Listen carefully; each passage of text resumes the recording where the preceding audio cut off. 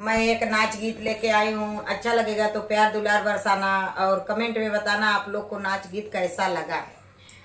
लचक लंबी डार यार मेरे अंगने में, लचक लंबी डार यार मेरे अंगने में, मेरे अंग मोरे पिछवरमा सोनरवा दुकनिया, मोरे पिछवरमा सोनरवा दुकनिया पे कई टीका चार यार मोरे अंगने में, पे कई टीका चार यार मोरे अंगने में, लटक लंबी डार यार मोरे अंगने में, लचक लंबी डार यार मोरे अंगने में, मोरे पिछवरमा बजजवा दुकनिया,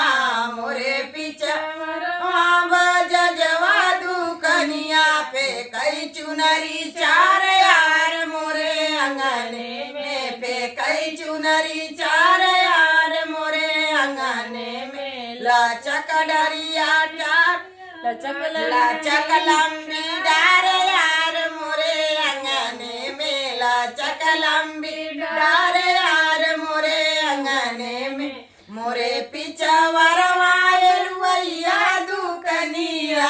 मोरे पिछवरमा एलुवैया दुकनिया पे कई लड्डू चार यार मोरे अंगने में, पे कई लड्डू चार यार मोरे अंगने में, लचक डलिया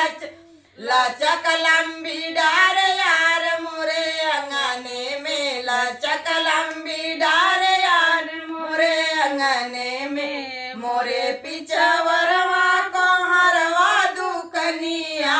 मोरे पिछवरमा कोहरवा दुकनिया पे कई कलसा